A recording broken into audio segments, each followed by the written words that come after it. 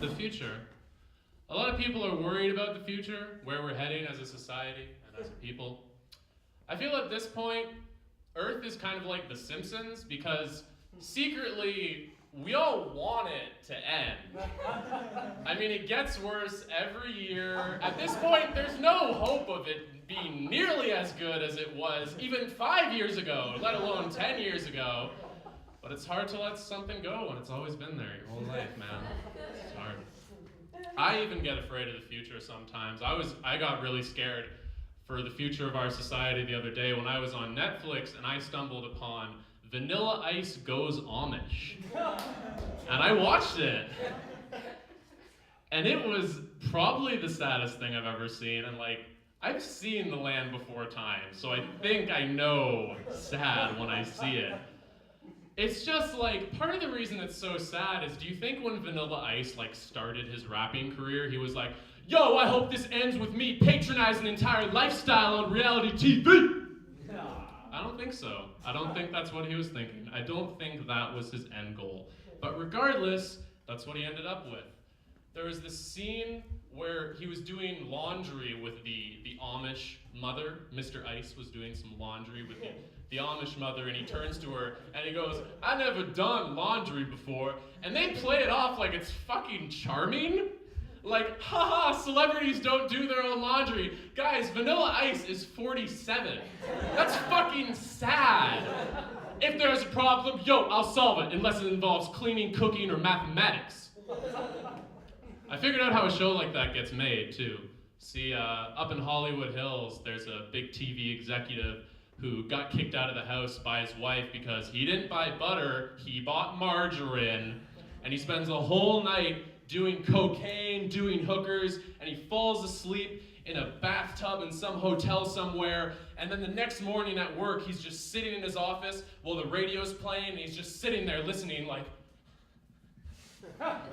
And the past two songs that have been playing are Amish Paradise by Weird Al Yankovic and Ice Ice Baby by Mr. Ice. It was a weird 90s rap comedy parody station. You know the type. And his boss walks in and he says, Johnson! His name isn't actually Johnson, his boss is just super patronizing. And he goes, Johnson! Do you have that TV pitch that we need for Netflix?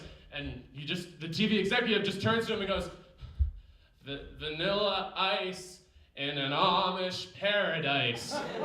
And his boss goes, Johnson, I always knew you were a great employee, but I didn't know you were a poet. Speaking of film and TV, I have a lot of great film projects set up in my future, because I'm fantastic. One of them, the plot revolves around two sisters who accidentally murder their parents. We've all been there. And the movie revolves around them trying to hide the bodies. It's called The Parent Tarp.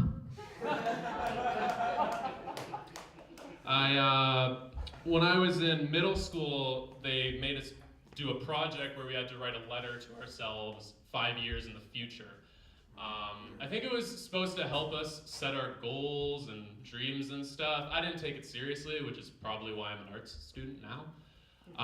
But I remember writing the letter, and there were a lot of jokes in it. And then at the end of the letter, when I was that age, I addressed all of my letters with XOXO, hugs and kisses.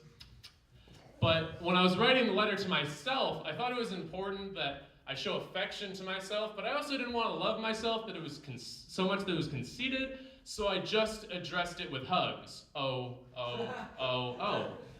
Flash forward 5 years in the future, and I'm tripping in my bedroom on Dramamine. Now, for those of you who are doing things with your lives, Dramamine is an over-the-counter motion sickness pill that if you take a couple of them, it'll stop you from throwing up on the car ride.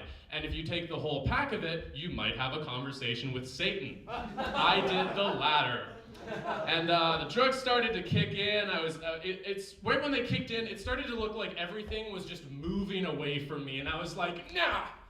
I started having auditory hallucinations too. It sounded like someone was playing Mac DeMarco in the next room, which is weird because he hadn't even released any music yet. That was a joke for all the hipsters in the audience. And I wasn't having a good time. My trip wasn't going well, and I wanted to bring myself back to a safe place, and I had a box in my closet at that point where I kept a lot of like sentimental bullshit, like yearbooks, pubic hair, you know, the usual. And I look in there, and I find a letter addressed to moi. And I was like, why have I waited this long to open this? I'd like to read the letter. I came prepared, like Brian. We're kind of doing the same thing. I didn't come prepared. Don't be so hard on yourself, man. So I pulled out this letter. This is the letter I wrote to myself. Dear asshole, if you're reading this, it means you survived the rapture. Congrats.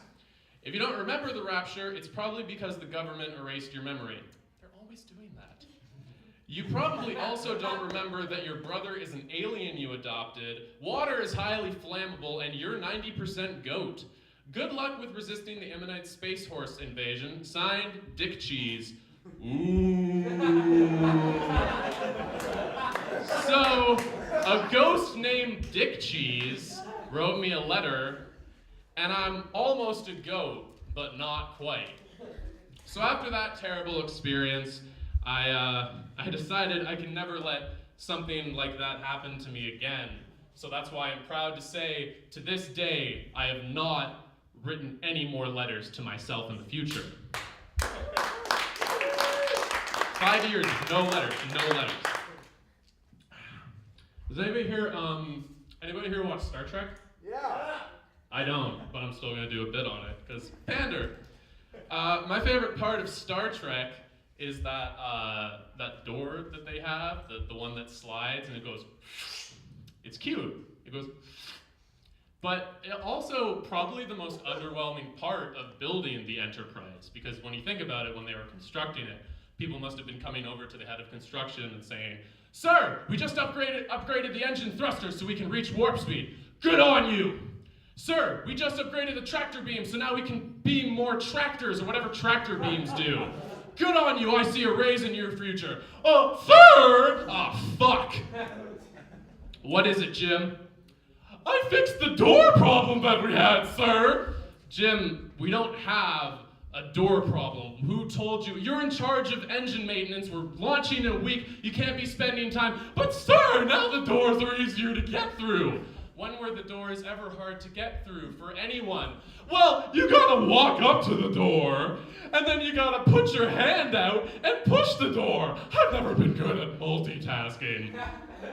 "Sir, we're having a problem with the doors. They keep making this weird noise whenever we open them or close them. We tried putting grease on the doors, but it's just not doing anything." "That's because I put a sound effect on the door."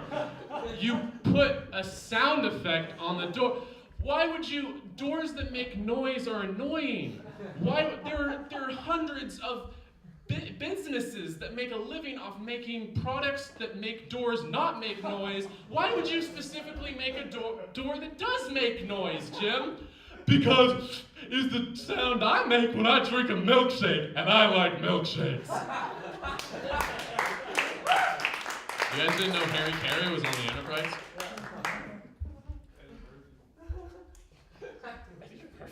Yeah.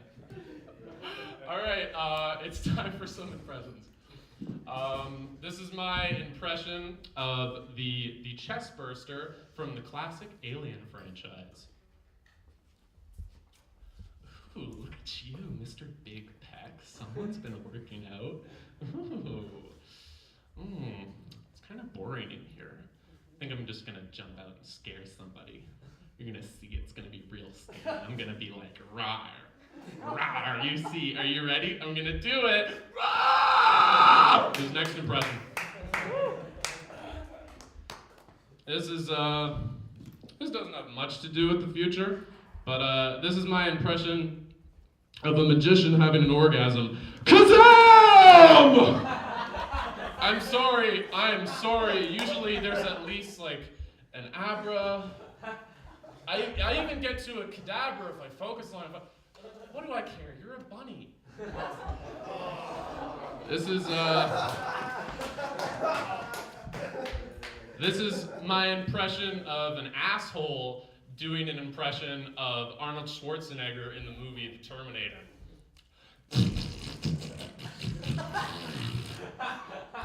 In case you missed it, here is an encore performance. This is another asshole doing an impression of Arnold Schwarzenegger from The Terminator.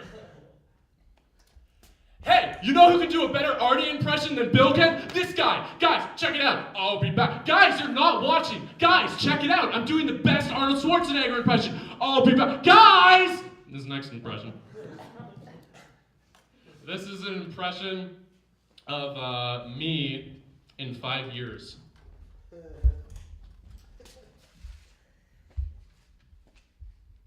Sean, which one is the one that plugs the iPod into the...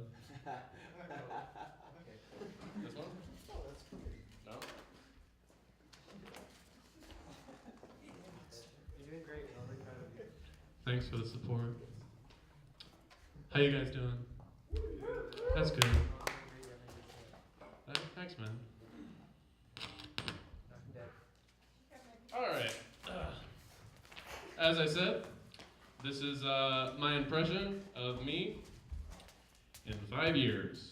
I'm an alligator. I'm a mama, papa coming for you. I'm a racing lady now. I'll be a rock and roll bitch for you. Keep your mouth shut. Oh, fuck! Smoking like a big monkey bird. Music's way too loud! Like a rainbow. That's better! Yeah, man, I'm out. I need to cough. You gotta get over here. Yeah, I live at 257 Caves Crescent, like a caveman, like the ones who fought the dinosaurs. I know that cavemen and dinosaurs didn't exist in the same time period, you jackass. That's besides the point. Just get over here.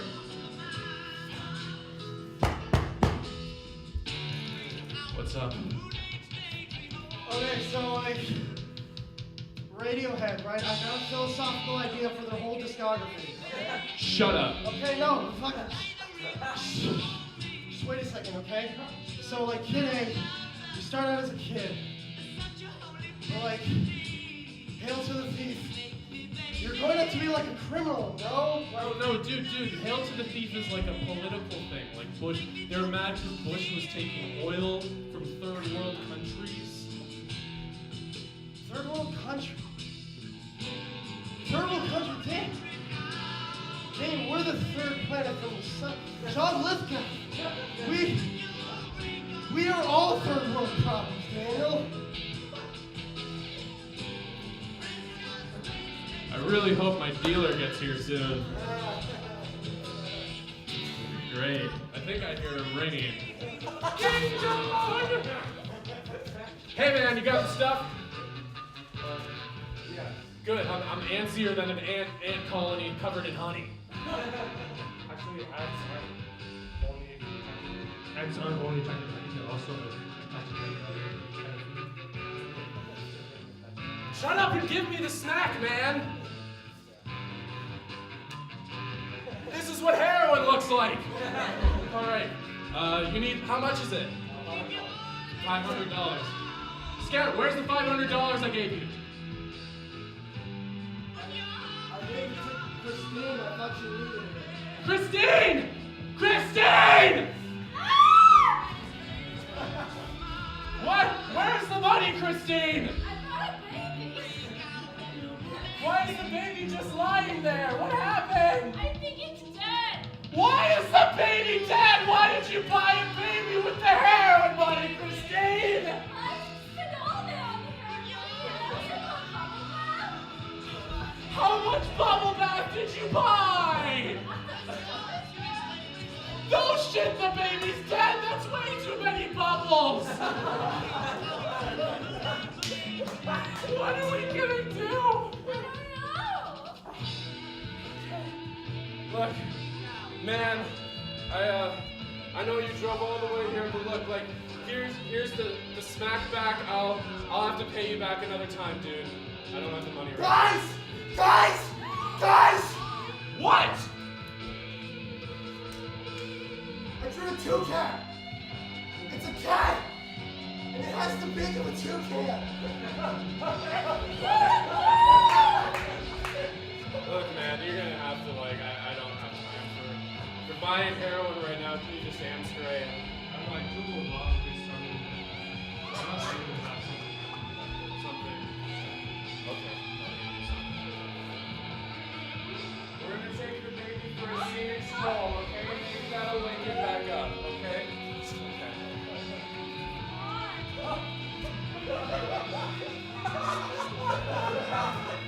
This next impression is an impression of me being very grateful that you all put up with that and came to the show. Thank you very much. Let's get the rest of the Mixed Nuts comedians up here.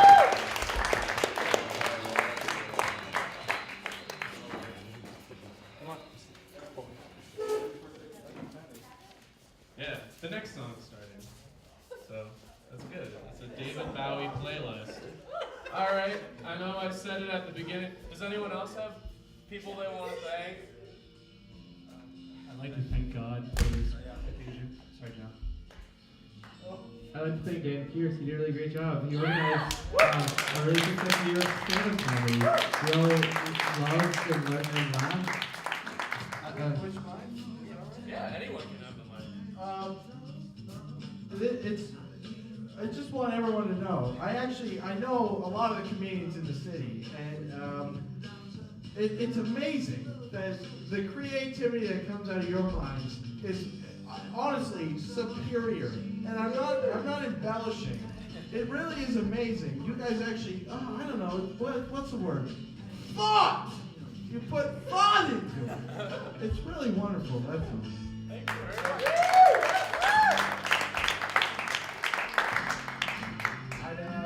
I'd like to thank myself for that great performance. Anyone else? Yeah, I just like hearing the sound of my own voice. We all do. Thanks to Eric for not texting us this time.